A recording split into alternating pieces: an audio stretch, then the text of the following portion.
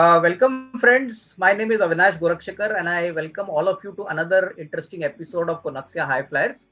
Konaxia Flyers episodes are very popular with almost all the retail as well as institutional investors in the market. And basically, these episodes we try to introduce to you emerging companies from emerging sectors. And we talk to the companies about their growth plans, their business journey, their future growth strategies, and in this process, we also talk to the promoters of such companies so that all of us can understand the company's operations better. And today, friends, we've got a very interesting company by the name of Motisan Jewelers Limited. And we have the privilege and the pleasure of having the top management team. We have Mr. Laksh Chabra, Joint Managing Director of the company. We also have Mr. Kaustubh Chabra, who is the CFO. कौस्तुभ जी, लक्ष्य जी, बहुत धन्यवाद time spend करने के लिए. And we also have Mr. Lalit Musal, who is the president of the company, who takes care of the operations of the company. And we also have Mr. Ashok Holani, who is the director of Holani Consultants Private Limited, and he is the merchant banker to the public issue of Motisan Jewelers Limited. So, gentlemen, thank you very much for sparing your valuable time. In fact, I believe that in this small interaction today, we'll be able to understand, the company's operations in a much better way. Thank you, Avinash ji, for having us on Profit Mart, and it's a great pleasure to be here. Yeah. So, first question I would like to ask Ashok ji. Ashok ji, Motisons jewellers का IPO हो रहा है, तो इसके बारे में थोड़ा सा पब्लिक इशू का जो डिटेल्स है, कितना बड़ा ऑफर है, क्या प्राइस पे हम शेयर्स ऑफर कर रहे हैं, ये कभी खुल रहा है और बेसिक ऑब्जेक्टिव ये आईपीओ का किस लिए है, इसके बारे में थोड़ी सी जानकारी हमारे इन्वेस्टर्स को दे दीजिए. Thank you Gaurashankar ji. Motisons jewellers limited का आईपीओ 18 दिसंबर 2023 को ओपन हो रहा है और 20 दिसंबर 2023 को ही क्लोज हो जाएगा. इस इशू के अंदर एंकर बिडिंग भी रखी गई है जो 15 दिसंबर 2023 को चालू होगी और उसी दिन शाम को वो फिनिश हो जाएगी. इस इशू के जरिए कंपनी 2,74,71,000 शेयर जारी कर रही है. अपनी फेस वैल्यू 10 रुपए है उन शेयरों की, उसी वैल्यू जारी कर रहे हैं. इस इशू का प्राइस बन रखा गया है 52 से 55 रुपए का. जो टोटल शेयर्स हैं उसका बाइफिकेशन ऐसे करा गया है. 1,13,12,750 शेयर हमने क्यूआईबी कैटेगरी के लिए अनमार्क करे हैं. 54,96,000 शेयर्स हमने एचएनआई कैटेगरी के लिए मार्क करे हैं और 1,06,62,250 शेयर्स हमने रिटेल कैटेगरी के लिए मार्क करे. क्योंकि आज पर as per SEBI guidelines HNI के कंपोनेंट को दो पार्ट्स में डिवाइड करा जाता है, up between 2 to 10 lakh rupees and above 10 lakh rupees. तो इन सब कैटेगरीज ऐसे है. 18,32,000 शेयर हमने स्मॉल एचएनआई में रखे हैं जो 2 लाख से 10 लाख की कैटेगरी होती है और जो 10 लाख से ऊपर वाली कैटेगरी है उसके लिए 36,64,000 शेयर रखे हैं और जो टोटल शेयर है इस कैटेगरी में एचएनआई में वो 54,96,000 है. इस टोटल आईपीओ से अगर अपर प्राइस बैंड में देखें तो कंपनी 151 करोड़ रुपए अर्जित करना चाहती है अपने इशू से द्वारा. ये इसका पूरा का इशू का डिटेल है. इस इशू से पहले हमने जब इसका आरएचसी फाइल किया तो कंपनी ने अपने 66 लाख इक्विटी शेयर्स को प्राइवेट प्लेसमेंट के जरिए एचएनआई इन्वेस्टर्स को दिए थे, जिसके तहत 21 करोड़ रुपए इन्होंने वहां से प्राप्त करे. तो ओरिजिनली जो आईपीओ रखा गया था वो 185 करोड़ का था, इसमें से 33 करोड़ रुपए आ गए. तो अब जो आईपीओ साइज हो गया है वो 151-152 करोड़ के आसपास ये आने वाला है. जो ये कंपनी ये पैसा इस आईपीओ से अर्जित करेगी उसके 3 एरिया हैं जहां पे इसको डिप्लॉय करने का कंपनी का प्लानिंग है फ्यूचर के अंदर. पहला जो ऑब्जेक्टिव है कंपनी का वो है अपनी एक्सटर्नल बैंक बोरोइंग्स को नील करना. एज ऑफ नाउ मोतीसंस ने वर्किंग कैपिटल लिमिट्स ले रखी है, कुछ वर्किंग कैपिटल डिमांड लोन्स ले रखे हैं जिनका टोटल होता है 58 करोड़ रुपीस. इस इशू का पहला ऑब्जेक्टिव ये रहेगा कि हम 58 करोड़ रुपए इन बैंकों को लौटाएंगे आईपीओ के मनी से.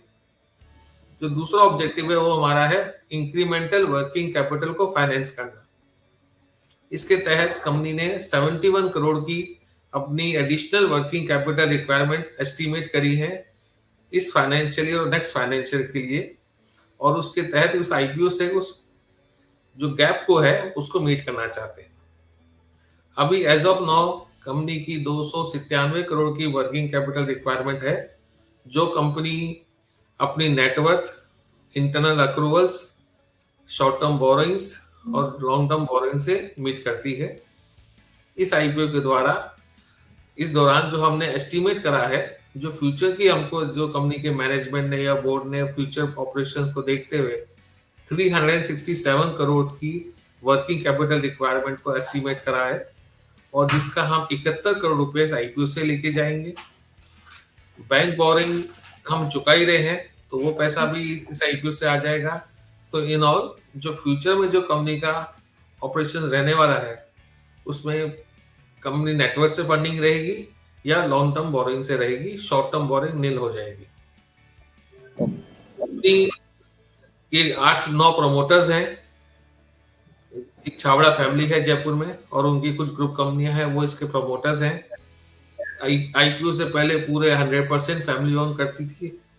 इस आईपीओ के दौरान जो प्री आईपीओ प्लेसमेंट करा गया, उसमें 8% शेयर दिए गए, तो एज ऑफ नाउ 92% इनके पास है और पब्लिक के पास 8% है। इस आईपीओ में हम और डाइल्यूशन थोड़ा कर रहे हैं, तकरीबन 28% का। सो आफ्टर आईपीओ हमारा जो टोटल डाइल्यूशन हो जाएगा वो 66% प्रोमोटर्स फैमिली के पास रहेगा और 34% इन्वेस्टर्स के पास रहेगा। ठीक है, आई थिंक अशोक जी आपने बहुत अच्छी तरह से समझाया। अभी लक्ष्य जी, पहला सवाल जो मैं आपको करना चाहूँगा, बेसिकली हमको थोड़ा-सा मोती सन्स के बिज़नेस मॉडल के बारे में बताइए। Actually how did this journey start? ये बहुत पुरानी कंपनी है, तो I would like to hear from you, how did this business journey start in Jaipur for all of you? And basically हमारा जो मार्केट में हमारा मोती सन ज्वेलर्स का जो प्रेज़ेंस है, वो ज़्यादातर जयपुर सेंट्रिक है। तो मुझे पूछना है कि जयपुर में ही क्यों ये प्रॉपर डेवलपमेंट हो गया? अभी काफ़ी दूसरे ज्वेलर्स को हम लोग देखते हैं, तो पैन इंडिया है, तो हमारा जो पोज़ीशनिंग है, वो जयपुर में किस प्रकार का है? वो थोड़ा-सा in your words if you can describe and you can tell us how the business journey started, that would really be great to hear from you. या सो अविनाश जी, जैसे फुलानी जी ने आपको पूरा डिटेल बताया कंपनी के बारे में, मैं आपको थोड़ा ब्रीफ बताएंगे। जैसा आपका क्वेश्चन था, हमारा जो बिजनेस मॉडल है, we are the jewellery retailers in Jaipur specifically right now, and हम पैन राजस्थान ग्रो करना चाहते हैं। एंड जैसे ही हम आगे बढ़ रहे हैं, तो हमारे, जैसा आपने कहा कि आपकी स्टोरी क्या है, तो हमने 1997 में हमने चालू किया था एक छोटे से स्टोर से इन जौहरी बाज़ार, और आज हमें 25+ ईयर्स हो चुके हैं इस इंडस्ट्री के अंदर। और जैसा कि हमारे आरएचपी में भी लिखा हुआ है कि हमारे पास 4 स्टोर्स हैं, which is located on very strategic location of Jaipur. 2 stores हमारे जौहरी बाज़ार में है, हमारा एक स्टोर टोंक रोड पे है, which is of 16,000+ square feet area, which is one of the largest jewellery stores in Rajasthan. And हमारे एक वैशाली नगर में स्टोर है, जो हमने 2021 में रीओपन करा था। And we have more than 300,000+ SKUs in our portfolio, जो हमें बहुत डिफरेंट बनाता है than any other jewellery retailer in the industry. हमारे पास इतने प्रोडक्ट्स हैं, हम सारे कस्टमर को केटर करते हैं जो भी हमारे पास आते हैं, even from bridal to contemporary to light weight jewellery, हमारे पास सारी ज्वेलरी अवेलेबल है। एंड हम गोल्ड के एंड सिल्वर के आर्टिफैक्ट्स भी रखते हैं, एंड हमारे पास गोल्ड, सिल्वर, डायमंड, कुंदन, पोल की ज्वेलरी भी है। नहीं, बिल्कुल Lakshya ji, I think very nicely articulated by you. अभी मेरे को एक बात बताइए सर, ये जो ज्वेलरी बनती है, मेरे ख्याल से मैंने प्रोस्पेक्टस में भी पढ़ा था कि लोकल आर्टिसन से आप बनाते हो, इनके साथ आपका एक लॉन्ग टर्म रिलेशनशिप और कॉन्ट्रैक्ट होता है।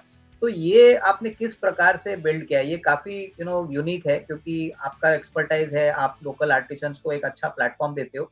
So on this, how have you managed to convince artisans to come on your platform, and how efficiently and smoothly this relationship has continued? So what are the things you all have actually done to encourage this so that your business also grows at the same time artisans को भी basically एक sustainable kind of revenue मिलता है आपके point of view से? तो इसके बारे में कुछ बताइए।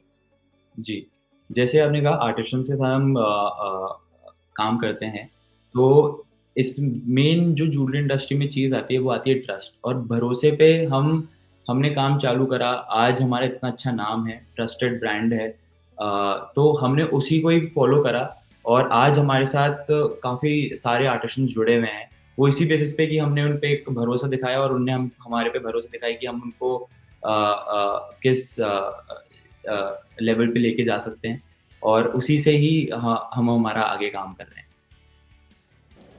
और बेसिकली आगे भी जो आपका बिजनेस मॉडल है लक्ष्य जी, ये इसी प्रकार से चलेगा। You will obviously involve the artisans for designing, for making the jewellery, और उसके बाद आप इसको आपके रिटेल सेटअप से बेचेंगे। तो ये मॉडल आगे भी इस तरह से ही मेंटेन होगा, ये इसमें कोई फर्क होने वाला नहीं है, बराबर? नहीं, ऐसी बात नहीं है इसके अंदर। इसके अंदर ऐसा है, हमारे पास वेंडर्स हैं ऑल ओवर इंडिया जिनसे हम फिनिश प्रोडक्ट्स लेते हैं और वो हम हमारे रिटेल स्टोर पे डिस्प्ले करते हैं। तो 85 से 90% हमारा बिज़नेस उससे है एंड बाकी जो कस्टमाइज़ेशन ऑर्डर्स आते हैं और स्पेसिफिक ऑर्डर आते हैं, वो हम हमारे आर्टिसंस के थ्रू बनवाते हैं एंड तो हमारा मेन बिज़नेस ये है कि हम फिनिश प्रोडक्ट लेते हैं वेंडर से। अच्छा ललित जी, अभी अगला सवाल आपके लिए है। आई मीन लक्ष्य जी ने मेरे को बताया कि आपका जो डिजाइन लाइब्रेरी है वो बहुत बड़ा है, 3 लाख के आपके काफी डिजाइन है।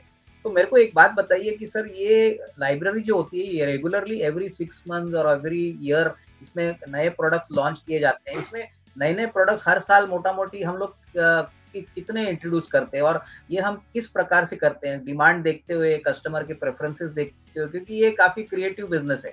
तो इसमें जितना प्रोडक्ट फ्रेश होगा, ऑब्वियसली डिजाइन अच्छी नहीं होंगी तो आपको ज्यादा रिस्पॉन्स कस्टमर से मिलता होगा। तो how is this decided? I mean ये इंटरनली आपकी कोई डिजाइनिंग टीम है या कोई मार्केट फीडबैक टीम है जिससे आपको ये सब करने में मदद मिलती है? तो इसके बारे में कुछ बताइए। जी अविनाश जी, हम लोगों के पास एक इन्वेंट्री मैनेजमेंट सिस्टम होता है जिससे हम लोग ये डिफाइन करते हैं बेसिकली कि सीज़न में किस सीज़न में कौन सा प्रोडक्ट चलता है, कौन से टाइम पे लाइट वेट चलता है, कौन से टाइम पे ब्राइडल चलता है। और जो इनोवेशन होते हैं वो रेगुलरली हम एक परसेंटेज डिसाइड करते हैं कि कितना प्रोडक्ट हमें रिपीटेशन में डालना है और कितना प्रोडक्ट हमें न्यू डालना है। तो एवरी 2-3 मंथ्स हम नया इनोवेशन करके नए प्रोडक्ट्स को अपनी इन्वेंट्री में इन्वॉल्व करते हैं। और कस्टमर्स, हम लोगों के पास काफ़ी सारे सिस्टम्स ऐसे हैं जिससे हम फोरकास्ट, मतलब कि आने वाला सीज़न किस प्रोडक्ट का है, किस तरीके की ज्वेलरी चलने वाली है, कौन सा आइटम, कौन सा गोल्ड कलर चलने वाला है, किस तरीके के कलर स्टोन चलने वाला है, कौन से कलर स्टोन की ज्वेलरी बनानी चाहिए। तो बेसिकली हमारी पूरी एक R&D टीम है और हमारी डिज़ाइनर टीम है, वो इस पे रिसर्च करती है कि आने वाले सीज़न में कौन सा कलर चलेगा, कौन से तरीके की ज्वेलरी चलेगी, और उसी फोरकास्ट के ऊपर हम नए इनोवेशन करके एवरी 2-3 मंथ्स के अंदर नए प्रोडक्ट को इन्वॉल्व करते हैं। और बेसिकली अच्छी इन्वेंट्री फ्लो के लिए हम लोग कुछ डिज़ाइंस जो हमारे रेगुलर काफ़ी फास्ट मूविंग होते हैं उन्हीं को रिपीटेशन में डालते हैं। ठीक है Lalit ji, I think very nicely told by you. Lalit ji, अभी बताइए कि ओवरऑल अगर हम अगले 2-3 साल की बात करें तो बेसिकली हमारे कंपनी के जो प्रोडक्ट्स है, इसमें सबसे इम्पोर्टेंट जो सेगमेंट होगा वो कौन सा होगा? Whether it will be bridal jewellery और whether it will be some other segment. तो कौन से ऐसे सेगमेंट्स है जो हमारे लिए बहुत इंपॉर्टेंट है, जो हमारे काफी डोमिनेंट रेवेन्यू ड्राइवर्स है? और ओवरऑल मार्केट अपॉर्चुनिटी अगले 2-3 साल में कितनी बड़ी हो सकती है? Without putting numbers Lalit ji, अगर आप हमको बताएं कि अगले 2-3 साल में ग्रोथ परसेंटेज टर्म्स में कितना बड़ा हो सकता है हमारे लिए, और how can we capitalise from this growth in the market? देखिए, हम लोगों का ज़्यादातर फोकस हमेशा ब्राइडल ज्वेलरी पे होता है, बिकॉज़ उसके अंदर इनोवेशंस भी अच्छे होते हैं और मार्जिन्स भी अच्छे होते हैं। और बेसिकली हमारा जो इकोनॉमिक सिस्टम है या जो इंडिया का ज्वेलरी बाइंग सिस्टम है वो डिपेंड करता है ज़्यादातर मैरिजेस पे और फेस्टिवल्स पे। तो मैरिजेस के हिसाब से ज़्यादातर इंडस्ट्रीज चलती हैं, तो हमारा मेन फोकस होता है ब्राइडल ज्वेलरी का। पर मैं अभी नियर फ्यूचर में देखता हूँ कि जेन ज़ी जनरेशन जो है वो उन लोगों को ज़्यादातर ब्राइडल से ज़्यादा casual wear, office wear, fashionable jewellery चाहिए। तो आने वाले टाइम में हम थोड़ा सा अपने इन्वेंट्री को मैनेज करेंगे और जेन ज़ी और फैशनेबल ज्वेलरी को थोड़ा सा उसके अंदर इनकलिकेट करेंगे। नहीं ठीक है, मैं समझ गया। मेरे को बताइए ललित जी, रिलेटेड क्वेश्चन है, ब्राइडल ज्वेलरी हो या कैजुअल सेगमेंट हो, इसमें प्राइसिंग हम कैसे डिसाइड करते हैं? इट इज प्योरली कस्टमाइज, यानी डिजाइन के ऊपर कितना डिटेल्ड काम वो ज्वेलरी के काम में हुआ है, इसके हिसाब से होता है, या आपके पास कोई स्टैंडर्डाइज प्रोडक्ट्स है कि ये सेगमेंट में ये प्रोडक्ट अवेलेबल है, इसकी ये प्राइसिंग होनी चाहिए? तो प्राइसिंग फाइनली हम कैसे करते हैं, whether it is purely customise based on every design, और वेदर यू गॉट कैटेगरीज कि भाई 50-60 हजार या 1 लाख तक इतने ज्वेलरी के ये डिजाइन आएंगे, 2 और 3 लाख के ऊपर ये आएंगे, तो मोटा मोटी हम प्राइसिंग हर प्रोडक्ट का कैसे डिसाइड करते हैं, तो इसके बारे में बताइए। फर्स्ट ऑफ ऑल तो देखिए अविनाश जी, मैं आपको ये बताना चाहता हूँ कि हमारी कंपनी के अंदर प्राइसिंग की जो पॉलिसी है वो बहुत ट्रांसपेरेंट है। एकदम ट्रांसपेरेंसी से हम प्राइसिंग करते हैं, और हमारी जो प्राइसिंग है ना वो आपको टैग पे, कस्टमर को टैग पे सारी प्राइसिंग डिफाइन मिलती है कि गोल्ड की वैल्यू कितनी है, लेबर की वैल्यू कितनी है, कलर स्टोन की वैल्यू कितनी है, डायमंड्स की वैल्यू कितनी है। Each and everything very well defined होता है ताकि कस्टमर को कोई भी चीज़ हिडन ना हो, बहुत ट्रांसपेरेंट रहती है। दूसरा जो आप मेरे से पूछना चाहते हैं हम कैसे डिफाइन करते हैं, तो हम लोग बेसिकली मेकिंग को थोड़ा सा वेरी करते हैं उसकी वर्कमैनशिप के हिसाब से। अगर उसकी वर्कमैनशिप बहुत ज़्यादा इंटीग्रेटेड है, बहुत ज़्यादा डिफ़िकल्ट है और बहुत ज़्यादा हाई लेवल की है, तो उसकी मेकिंग उस हिसाब से थोड़ी ज़्यादा होती है। जो बेसिक प्रोडक्ट्स होते हैं उनकी मेकिंग थोड़ी सी लोअर साइड होती है। पर हम लोग वेट के हिसाब से प्राइसिंग वेरी नहीं करते हैं, और जिस हिसाब से उसमें कलर स्टोन, जिस हिसाब से उसका डिज़ाइनिंग पार्ट है, उस हिसाब से हम मेकिंग को अलग अलग तरीके से वेरी करते हैं। पर बहुत ज़्यादा वेरिएशन नहीं होता, हर प्रोडक्ट के अंदर वेरिएशन नहीं होता है। उसकी एक लॉट बनाए जाते हैं कि थोड़ा सा हायर लेबर वाले काम होते हैं, हायर रेशो मतलब हायर वर्कमैनशिप वाले काम होते हैं, उनका एक अलग प्राइसिंग होता है। जो लोअर वर्कमैनशिप वाले हैं, स्टेट मशीन से बनने वाली चीज़ें हैं, उनका प्राइसिंग लोअर साइड होता है। बिल्कुल। लक्ष्य जी, एक रिलेटेड क्वेश्चन है जो मैं पूछना चाहता हूँ कि देखिए, आपने बोला कि जयपुर में you all are the best and the number 1 player, but आगे चल के मुझे पूछना है कि आप टाइटन को देखिए, कल्याण ज्वेलर्स को देखिए, जो ज्वेलरी मार्केट में बड़े प्लेयर्स हैं, तो कुछ प्लानिंग या कुछ फ्यूचर में आपका कुछ विचार है कि हम जयपुर से बाहर भी निकलेंगे, थोड़ा सा ज्योग्राफिकल रीच भी बताएंगे? क्योंकि देखिए, राजस्थानी और Jaipur jewellery is well known across pan India, सारे लोगों को इसकी खासियत पता है। तो are you looking at some sort of expansion, not in the very short term, but अगर आगे 2-3 साल hopefully whatever time plan you all have got, तो आगे चल के आउटसाइड जयपुर भी आप थोड़ा सा आपका प्रेजेंस जमाना चाहेंगे? जी अविनाश जी, जैसे मैंने आपको बताया था कि राजस्थानी मार्केट इतना बड़ा है कि उसके अंदर काफ़ी डिफरेंट सिटीज़ हैं, काफ़ी जयपुर से भी अलग सिटीज़ है, लाइक जोधपुर हो गया, उदयपुर हो गया, अलग अलग टाइप की सिटीज़ हैं। तो हमारी प्लानिंग है कि हम एक्सपैंड करें। अगर हमें कोई कॉस्ट एफिशिएंट एक पूरा रोड मैप मिलता है और कोई कॉस्ट एफिशिएंट तरीके से हम इसको ग्रो कर पाते हैं, तो हम विल मेक श्योर कि हम वहाँ पे भी एक्सपैंड करें, हमारे स्टोर को लेके आएँ। एंड एज सेड कि as we have a good established brand, so yes we gonna use our brand in that way. ठीक है। अभी कंपटीशन के बारे में थोड़ी बात करते हैं। जयपुर आपका मेन स्टे है, आपका मेन एरिया है, तो मुझे बताइए from a competitive landscape point of view, Jaipur में भी बहुत सारे छोटे मोटे कॉम्पिटिटर्स होंगे, आप भी हो, तो उसमें सर हमारा क्लियर डिफरेंशिएशन क्या है? हमारे यहाँ पे कस्टमर्स क्यों आते हैं? मोती सन्स अगर एक बहुत अच्छा ब्रांड है, तो what are the key competitive qualities of our products बहुत अच्छे हैं, उसीलिए तो कस्टमर्स हमको ज्यादातर ज्यादा प्रेफर करते हैं। तो आपके पॉइंट ऑफ व्यू से एक दो क्वालिटेटिव पॉइंट्स अगर आप हमको शेयर करें कि how are you different from others in the Jaipur market, and what is it that actually you do something special compared to the other players in Jaipur? So इसके बारे में कुछ बताइए। जी, जो हमें डिफरेंट बनाता है वो हमारा जो एक्सपीरियंस हम प्रोवाइड करते हैं हमारे कस्टमर्स को, which is next to something new for every customer. हम एक उसको ऐसा चीज फील कराते हैं कि they are something for us, and of course ये एक साथ में चलने वाली चीज है for us also, for them also. तो हम उनको एक प्राउड फीलिंग देते हैं कि like yes, you are part of Moti Sons family, and जो हमें डिफरेंशिएट करता है, जैसे हमने आपको बताया कि हमारे पास इतनी एक डाइवर्सिफाइड पोर्टफोलियो हमारे उस कंपनी में, तो हम सारे कस्टमर को केटर करते हैं और कस्टमर भी वही चाहता है कि एक जगह से ही वो सारी चीज़ें ले सके। उसको कहीं दूसरी जगह ट्रैवल ना करना पड़े, तो हम उसके लिए वो भी बहुत आसान करते हैं। एंड थर्ड चीज़ रहती है, जैसे ललित जी ने बताया कि ट्रांसपेरेंसी से हम फुल काम करते हैं। तो जैसे हमारी जितनी भी प्राइसिंग है, सब आपको हमारे उस पे देखिए पेपर एक पूरे एक हम पूरा उसको एक्सप्लेन करते हैं कि किस चीज़ की कैसी-कैसी प्राइसिंग है।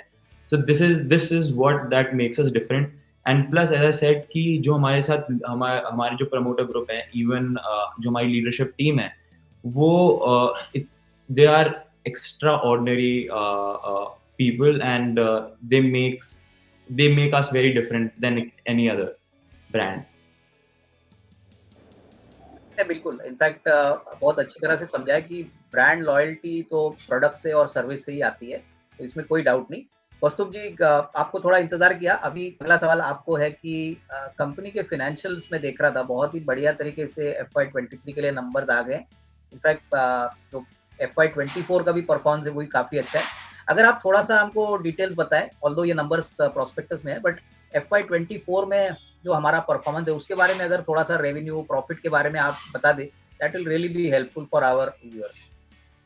सर, जैसे अभी आपने आरएचवी में देखा ही होगा, हमने जून तक का हमने हमारा पैट दिया है और जून तक के हमने आपको फिगर्स दिए हैं रेवेन्यू वगैरह के। जून के फिगर्स देखते हुए हम लोग एक्सपेक्ट करते हैं कि हमारा 2024 बहुत अच्छा जाएगा, जिसमें हमारी सेल्स भी बहुत अच्छी जाएगी और 2024 हम लोग इसलिए भी अच्छा मानते हैं क्योंकि हमारा, जैसे कि अभी होलानी जी ने आपको बताया था कि हमारी वर्किंग कैपिटल हम लोग इंक्रीज़ करेंगे। जो हमारी वर्किंग कैपिटल 297 की है, वो 71 करोड़ से और बढ़ जाएगी, तो वो हमारी वर्किंग कैपिटल 366 के आस-पास आती है। तो वर्किंग कैपिटल इंक्रीज़ होने से हम जब उसको इस्तेमाल करेंगे तो हमारी डिज़ाइन्स को और बढ़ाएँगे, तो उससे हमारी और अच्छी सेल्स आएगी। तो उससे हमारा बिज़नेस और आगे ग्रो करता है। और जैसे कि हमारे लक्ष्य जी ने आपको बताया कि मैनेजमेंट की प्लानिंग है कि मैनेजमेंट जयपुर से बाहर भी कदम रखेगा। तो जैसे-जैसे हम लोग आगे बढ़ते जाएँगे, हमारे फाइनेंशियल फिगर्स और अच्छे आएँगे आपके पास।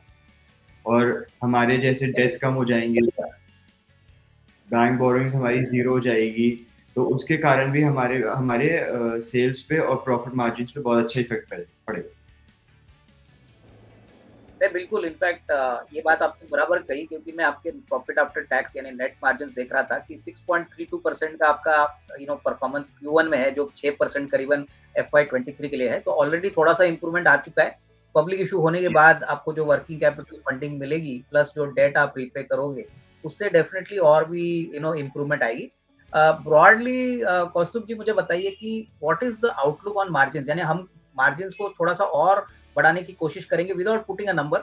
आपके हिसाब से, since you manage the finance part of the company, margin improvement के लिए आपको क्या लगता है, अच्छा स्कोप है अगले 1.5-2 साल के लिए? Investors can expect better financial numbers in terms बहुत of profitability margins from the company? बहुत अच्छा स्कोप है मार्जिन्स का और मार्जिन्स बहुत अच्छी तरह से ग्रो भी करेंगे, क्योंकि मैंने जैसे अभी आपको सारी चीज़ बताई कि कंपनी बहुत अच्छे वे में जा रही है। आगे जो फ्यूचर है कंपनी का वो बहुत अच्छा है और जैसे-जैसे हमारे सेल्स ग्रो होती है, रेवेन्यू ग्रो होता है हमारा, तो उससे हमारे हर चीज़ के मार्जिन्स बढ़ते हैं। हमारी लायबिलिटी बहुत कम होती है। आज जैसे कि अगर आपने हमारे आरएच पे अच्छे से देखा है, तो हम लोग, जो आपने बैलेंस शीट देखी है हमारी, हम लोग एसेट लाइट बैलेंस शीट पे ज़्यादा फोकस करते हैं। हमारी बैलेंस शीट एसेट लाइट है, तो उससे हमारे इन्वेस्टर्स को, कंपनी को, सबको बहुत ज़्यादा बेनिफिट होगा। नहीं, बिल्कुल। लक्ष्य जी, अभी एक इम्पोर्टेंट सवाल है। आई मीन, पब्लिक इशू के बारे में तो होलानी जी ने बहुत डिटेल में हमको समझाया।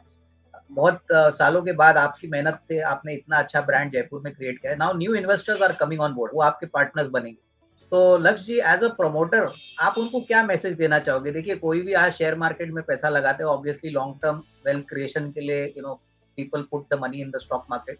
तो from your side, what could be the your broad message, जो आप नए इन्वेस्टर्स को वेलकम करोगे, तो आपके साइड से क्या आपका मैसेज होगा? थोड़ा सा अगर if you can share your message, it will be really be great for the new investors. जी, जी, बिल्कुल। जैसे आपने कहा कि हमारे साथ नए इन्वेस्टर जुड़ रहे हैं, तो मैं एक ही चीज़ कहूँगा कि ताली एक हाथ से नहीं, 2 हाथ से बजाई जाती है और जैसे कि हमें उनका साथ मिल रहा है, तो हम भी एक नए डायरेक्शन में सोच रहे हैं, नए डायरेक्शन से काम कर रहे हैं। तो हमें खुद अंदर से कॉन्फिडेंस आ रहा है कि हमारे पास इतने लोग हैं जो हमें ट्रस्ट करते हैं, हमारे साथ एक वैल्यू शेयर करते हैं। तो हम उसको पूरा प्रोमिनेंट रखेंगे और आगे एक अच्छी ग्रोथ हम खुद एक्सपेक्ट करेंगे और आगे देखेंगे भी। नहीं, बिल्कुल। आई थिंक इन्वेस्टर्स डेफिनेटली बहुत एंथ्यू है, बहुत कीन है आपके आईपीओ के लिए। आखिरी सवाल लक्ष्य आपको कि देखिए हर धंधे में रिस्क तो होता ही है, हमारे धंधे में भी होता है, प्लस अभी कोविड जो हो गया था ऑफकोर्स वो तो बहुत एबनॉर्मल रिस्क था। लेकिन हमारे बिजनेस में सबसे बड़ा रिस्क क्या है और उसको आपने किस तरह से इतने सालों में अच्छी तरह से मिटिगेट किया? तो इसके बारे में कुछ बताइए। सर रिस्क एक ही है कि भरोसा कभी टूटना नहीं चाहिए, क्योंकि एक बार अगर ग्लास टूट गया तो वापस जुड़ नहीं सकता। तो हम उसके ऊपर ही सबसे ज़्यादा मेन फोकस करते हैं, क्योंकि भरोसे से ही हर चीज़ है हमारे लिए भी और सबके लिए भी। और दूसरा रिस्क फैक्टर जैसे मैं आपको बताऊँगा कि अगर आप हमारा आरएचपी भी पढ़ेंगे तो उसके अंदर हमने हमारे रिस्क फैक्टर में लिख रखा है कि हमारा इन्वेंट्री टर्नओवर डे बहुत ज़्यादा है। तो हम उसको भी कोशिश करेंगे कम करने का, विच इज़ ऑफ 364 डेज़। हम उसको भी नियर अबाउट 300 डेज़ के अंदर लेके आएँगे। हमारा जो पोर्टफोलियो है, जो अभी मेन हमारा क्लासिक और ट्रेडिशनल ज्वेलरी के अंदर ज़्यादा है, हम उसको थोड़ा और डाइवर्सिफ़ाई करके हम कंटेम्परेरी मॉडर्न डिज़ाइन्स में, लाइट वेट ज्वेलरी में, जैसे हमारे ललित जी ने कहा, हम उसके अंदर लेके आएँगे, प्रोडक्ट ज़्यादा लेके आएँगे। Even there is new trend in the market, तो हम चाहेंगे कि हम नई-नई चीज़ें लेके आएँ, तो हमारा रिस्क उससे मिटिगेट भी होता रहेगा और हम एक जगह पे उसमें फोकस भी नहीं कर पाएंगे, हम डाइवर्सिफाई रहेंगे हमारे उसमें। बिल्कुल, आई थिंक बहुत अच्छी तरह से आपने समझाया Lakshya ji. I think thank you very much आप सभी के लिए। इनफैक्ट कौस्तुभ जी, लक्ष्य जी, इनफैक्ट ललित जी, आपको भी बहुत अच्छा लगा आपसे बात करने को और हमको भी बहुत अच्छी जानकारी मिली। तो मेरी तरफ से sir best wishes to you, your entire management team और आपके पब्लिक इशू के लिए भी best wishes. Thank you. Thank you, thank you. Thank you, thank you so much.